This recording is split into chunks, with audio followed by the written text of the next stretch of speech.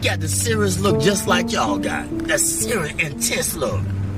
Because he's trying to find his way. He's trying to figure it out. It's frustrating. I'm trying to listen to God. I got my own flesh and my pulling me here, my own desires, my family, my friends, all these things is distracting me from the truth, and it's difficult to give in, especially when you're young, man. But if you can go through it, you'll come out like gold. If I can go through the fire. They don't want to go through the fire. They want the lotto and go to Jamaica in the Bahamas and do their own selfish thing. But he said, if you wait till I exalt you, I give you the desires of your heart. But it's difficult to wait because everybody in a hurry. Technology, it's fast. It's in a hurry. They're angry. They're frustrated. They ain't got time. They're on the cell phone. They want to text message you. Y'all in the same car. You going to text message him. He right there. You know what I'm saying? Everybody in a hurry. I don't know where they going, but when they get there, oh, they going to be sorry. The faster you try to get there, that career, that money, and you're going to figure it out that, man, it was the journey. It was not the destination. You was in a hurry to get there, to come up, to be this, to be that. And when you get there, you're going to feel discouraged more than you did before you even started to get there. Because it was the journey, the people that you didn't stop to talk to like me at checkout. The people at the gas station. You was in a hurry to get there, but it was the journey. It was the gas station. It's checkers. It's the journey, not the destination. Because the destination is steadily evolving. We always growing in wisdom and knowledge and understanding. It's always evolving. And we can never obtain it because it's steadily, constantly evolving. The more humble you be, then the more you can be fulfilled with the truth. But when you think you got it and you're on your way, then you're going to get less of it because can't nobody talk to you. You can't stop. You're in a hurry. It's a difficult thing, but you got it. I see the intensity. Especially being with him. He ain't nothing to play with. Then he talking to me, and you seeing it, you like, wow. You already amazed at his skill and what your relationship, but he's showing you the journey. That's very important, man. He's showing you how to relate, connect to the people. I would say this. It's a man with pushing a basket. This man right here, they brilliant now. Don't look at the outside appearance. I've seen him in action. He was pushing a basket, and I was under the bridge, and I was talking to everybody except him. He was the last person I talked to. He said, "Why didn't you talk to me first?" He said, "I should have talked." He said, "Don't you ever pass by a man pushing a basket and don't acknowledge him." I never do it in my life. Okay? I talk to the person pushing that basket. How's your day? How you doing? I talk to the homeless people because they said be careful how you entertain strangers. And most people that came off the street and they got their career together, they won't even let you know that they've been through it. They try to act brand new. It's a testimony. What you go through, it's for us to inspire somebody else. It's for me to pull the weak ones up. It's for you to pull the weak ones up. We don't go through this because of our own selfish reasons. We go through this to give them a testimony of how far God has brought me. It was never about me. I thought about me. Why I'm going through this. He said, back up, man. Who you going to inspire? Who you going to tell somebody about the glory and the grace of God if you don't go through it? Get out of yourself. And once I step back, I be seeing the deep things of God. And so I don't play with him. I don't ask him for a lot. I just say, give me my portion for the day. I don't want a lot of things. Just give me enough that I can deal with. He said, I give you, but fulfill your bond greater than you can ever ask. I know what you desire. I know what you need. But Lord, give me my portion where I can be grateful. Where where I can be thankful. They unthankful, they unholy, they ungrateful. They got a job, they don't want the job, they got 40 hours. You can't work on Saturdays, you can't work on Sundays. Now you got 3 days. They always complaining and griping and murmuring. Stop it. He said be grateful with the little things. And wait, and I'll put you there. But He's going to put us in a place where they appreciate me in the job. I don't hate going to work. I got to watch my back. They backstabber. You're making the money, but I can't go to that job because I got to watch my back. They hate us. Put me somewhere where I love going to work. I can get up and they appreciate my work and I blend in. God say, I'm going to put you there, but if you want to get it, go ahead and get it. What do you think about haters?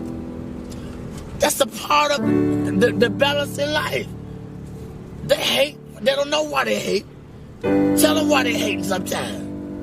They don't know they hate. It's just standard thing. They get angry. He taught. Every way when He taught them. They hate. They don't even know why. Because they don't nobody teach them.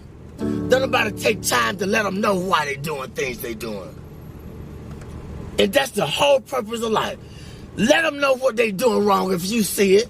I always knew I was doing wrong. What about when they showed me long suffering? What about when they forgave me, but I can't forgive him? He did. He made a promise. I made a promise. I didn't fulfill it. They didn't go off on me. Well, I got to go off on him because he didn't fulfill his commitment. That's wrong. You got to teach. They don't know. The only God they know is through you, through your experience. They don't know about church because you can't go to church because it's a business. And all the church people, it's a clique, it's a club. And they done forgot about God, it's a business. Look here. It's just the world. Ain't nobody being bold and talking about God because don't pray in school, take the prayer out of school, all these things. It's the world. We're getting in a time where God is not popular no more. And if you talk about it, I don't believe in Jesus. I don't believe in God. I believe in this. I don't care what you believe in. Let my spirit speak for me. Let my action. But it was a time when I was just a hearer and not a doer. But you got to balance out. You got to go through the fire in order to be a doer too. You're going to be a hearer, then you're going to be a doer. But don't let people throw you off your journey. You can't beat nothing. It's between your relationship with God. They can't understand you all the time because you're trying to figure out your way. I'm trying to figure out my way. I can't prove nothing to them all the time. I don't need them to figure me out. All I got to do is just be patient and do what was in my ability, my boundary. I don't need to outstep my boundary. I ain't got to prove nothing to you. You didn't feel me? No, you can't go feel me. I can't put the expectation on you. I don't always feel me, understand me. So that's wrong. Be humble. Acknowledge him in all your ways. When I do wrong, I said something wrong to offend you, forgive me. I got to say it right away, get it over with. If I offend somebody at work, look, if they persecute me, look at God trying to strengthen me to show them who I serve. I say I believe, I'm working with it. Well, teach them. They don't know. They don't know why they're doing that, to me. Let your light shine among men. They might glorify your Father in heaven. It's real, man. I experience it all the time, 24/7. But I asked for it. I wanted to be a preacher when I was 6, but I didn't know the price I had to pay. Much wisdom, much grief, much sorrow. Ain't no other way you're going to get it. But if you can just go through the fire, you'll be like gold.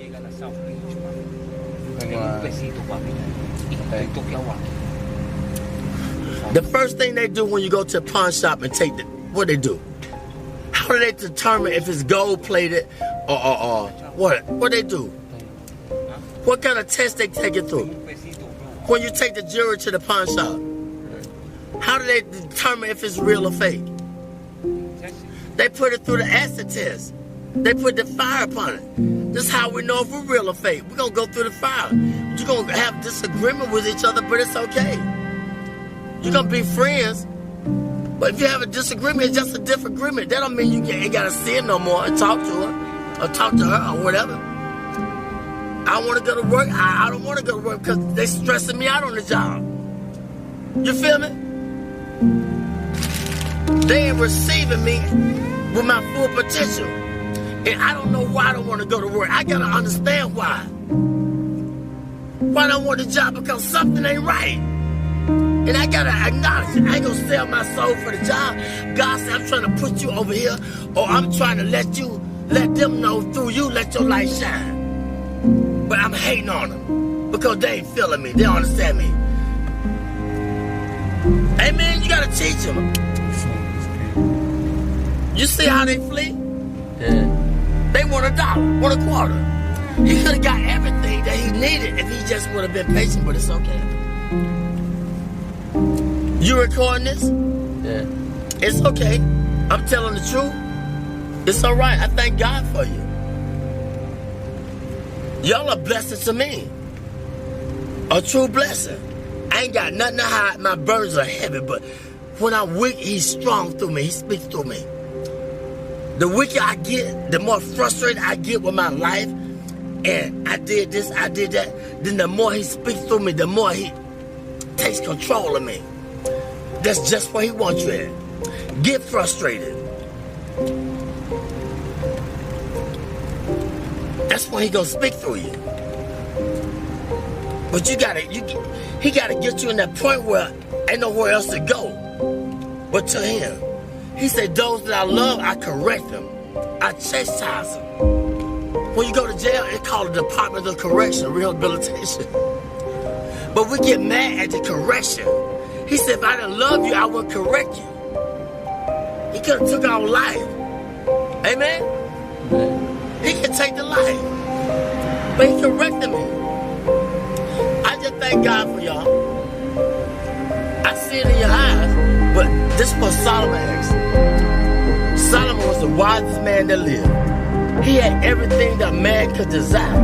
But one thing God said, leave the foreign women alone. But he couldn't understand why he had a desire for the foreign women. But see, the Lord knew that they were going to turn his heart against him. They were going to make him idol worship and build a God. But he didn't understand it. And I'm going to say this, the preacher, he searched the world out. He said, I want to know the basis behind wisdom and knowledge and understanding and foolishness. See, you can't know wisdom and knowledge, you should be a fool. But we don't want to be foolish. That's the only way you're going to get it. You got to be a fool first. How you going to know a fool when you see a fool? How you going to know foolishness if you haven't been foolish? Foolishness, it comes with, it's painful. Because we think we all of that. We got a lot of abilities. We can create. We can send man to the moon. We can be inventors, but we're limited. If I understand that I'm limited, then that's when God takes control and gives me the wisdom that I desire. Humility. Be humble. If you don't understand your purpose, ask God. But ask him in sincerity. What's my purpose, God? Did you ever ask that question? What's my purpose? Why I'm here? What am I meant to do? But sometimes he can't tell us all at once. It might be too much. But be sincere. He's like,